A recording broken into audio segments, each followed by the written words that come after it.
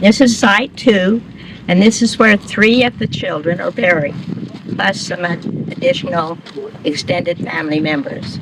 And since she's going to be talking about Ellis and his life, I'm going to start over here with Halvey and Etta.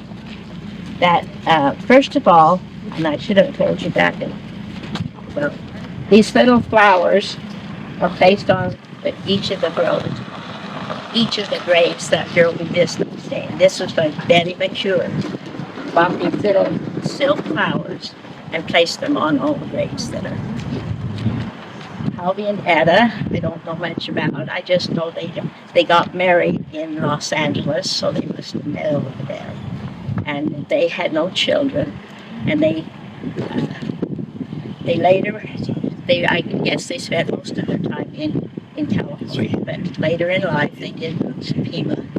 And Anna was a bookkeeper and a public accountant, and she would go down to San Carlos, where the brother Newell had a trading post, and she would keep their books and go back and forth once a week to do that, or once a month. Now, Newell back here,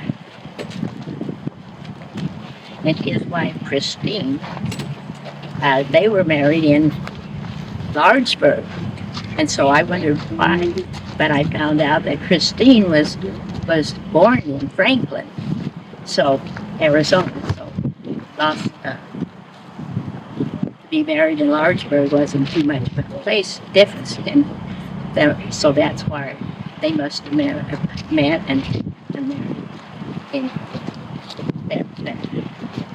And Newell's family consisted of Hugh and Patty. Patty is here today. I'm here. Also, another child of Newell and Christine.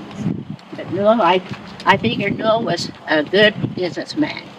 He had a trading post in San Carlos on the Indian reservation, and then he bought land in down by Mesa and put in a big trailer park. So he ended up pretty wealthy. Now, Kathy's going to talk about Ellis, so we'll let her talk. Now, I don't know a whole lot about this story because I wasn't even born yet. But I could embellish on this story and I could really make it phenomenal. But can you imagine in the summertime, my Uncle Earl, my Aunt Rose, Grandpa Weech, Anna Mae Allen, and Jeanette and Ellis decided to go get married. Now they wanted to get married in the temple. So this is our Weech family cookbook, and this is of their trip, and they take some Model T Fords, Model A Fords, whatever, 2 of them. I want to know who those 2 vehicles belong to. Probably not my dad. He didn't like vehicles. But they decided to get married. Now this is in July of 1920. It's the hardest part of summer. I'd say, Ellis, what are you thinking? I don't want to marry you in the summer. But anyway, they decided to get married, so they go down to Globe. From Globe, they go across Roosevelt Lake. Now, if people have ever, in those days, ever went through Roosevelt Lake, it's like they're going up Mount Graham. Switchback. If you ever got behind a boat in a trailer, you had to stay with them forever. But anyway, in their travels, Henry Ford hadn't made cars too much before then, and so they couldn't go uphill because the gas would drain out of the carburetor. So they turn around and they back up the hill. Back it up. And I don't know, I'm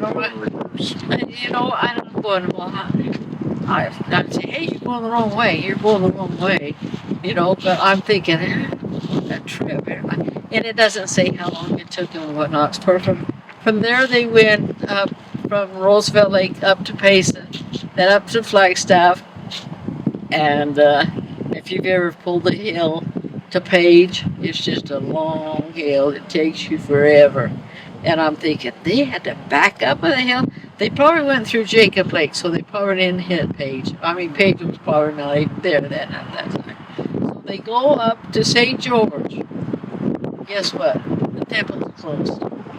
So they didn't get married. So then I thought they had gone up to Manti, but I can't find any evidence of that. So anyway, then they go to Salt Lake. Guess what? Temple's closed. And so there's these three couples trying to find some place to get married. Now I was talking to one of my nieces and I said, did they have to have marriage license at that time? I don't know. You know, but that mission president, anyway, they go on to Salt Lake, so they go on up to Logan, and that's where they got married. Well, on the way back in the two cars, they go through Needles, California, and that way. They run out of money. So my dad hops on a train, comes to Pima, earns some money, and then goes back to, well, in the meantime, they didn't have any money, they didn't have any food, and so my mother hooked up peach orchard at Allison Peaches. That's what they lived on. And I don't know how long they lived on that or not. But anyway, I was telling my dad, you know, I'll miss you, Jeanette, but I gotta go back to work and I'll be back. I'll come back and get you and whatnot. But they finally got married on July 27th, 1921. Now I was thinking my dad was probably maybe 22. And this is phenomenal because he had gone on a mission down in West Virginia. And then from there, the war broke out, so they called him from his mission. He went in and spent it in the Navy for just, I don't know how many minutes. I have all these questions for Dad, you know, and my dad does not talk. And so I don't know that he would remember, but so then he came back and one of his favorite quotes in this, don't quote me on this, he said, yeah, Jeanette's the only person I slept with before I got married. And I said, Dad, you can't say that. And he said, well, Aunt Janie Mattias, she was raised by Aunt Janie Mattias because her mother had died in childbirth. And so they would drive up to the front of the house and they'd park and he'd go to sleep and she'd go to sleep. That's how they slept together. Oh, wow. But I have all these questions that I want to ask. Now, my mother might tell me, my dad probably wouldn't say a whole lot. But, you know, I'm grateful for the heritage I have. But I know for one thing I wouldn't get married in July. Oh, thank you. Is that it? But this is a Weech family cookbook. I know you guys probably don't know about it.